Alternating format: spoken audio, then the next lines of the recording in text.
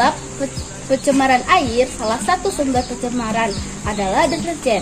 Sabun cuci piring, deterjen merupakan salah satu bahan yang bisa menimbulkan pencemaran yang banyak dipakai oleh masyarakat. Hampir setiap hari, setiap keluarga mencuci menggunakan deterjen.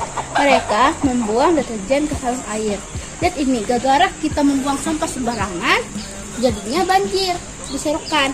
Pencemaran lingkungan atau polusi merupakan terganggunya keseimbangan lingkungan serta menimbulkan berbagai jenis penyakit pada manusia dan makhluk hidup lainnya. Lingkungan dikatakan tercemar apabila masuknya bahan pencemar yang dapat mengakibatkan gangguan pada makhluk hidup yang ada di dalamnya. Pencemaran dapat dibedakan menjadi dua, yaitu pencemaran berdasarkan zat pencemar yang terdiri dari pencemaran fisik, pencemaran kimiawi, dan pencemaran. Lingkungan hidup adalah lingkungan yang sangat dekat berada di sekitar kita, yang dapat memberi dampak positif jika kita mampu menjaga dan melestarikan lingkungan tersebut. Namun bisa juga memberikan dampak negatif jika kita tidak mampu mengelola dan memperbaikinya. Pencemaran tanah adalah keadaan di mana bahan kimia buatan manusia masuk dan mengubah lingkungan tanah alami.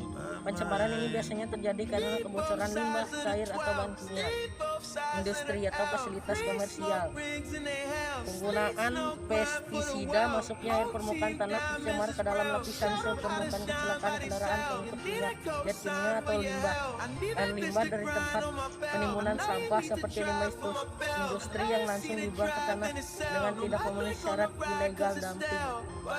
Ketika suatu zat berbahaya beracun telah mencemari permukaan tanah, maka ia dapat menguap tersapu air hujan dan atau masuk ke dalam tanah. Pencemaran yang masuk ke dalam tanah kemudian terendam sebagai zat kimia beracun di tanah. Zat beracun di tanah tersebut dapat berdampak langsung kepada manusia ketika bersentuhan atau dapat mencemari air tanah dan udara di atasnya. Paparan kronis secara terus-menerus terhadap dioksina pada industri tertentu dapat meningkatkan kemungkinan terkena leukemia.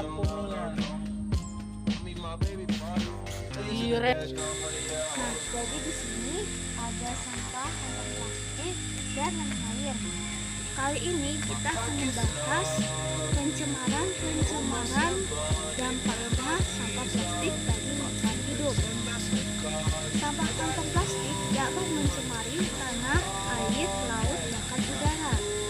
Serta kantong plastik yang sulit untuk diurai oleh tanah hingga membutuhkan waktu antara 100 tahun hingga 500 tahun, akan memberikan akibat antara lain tercemarnya tanah, air, dan makhluk bawah tanah.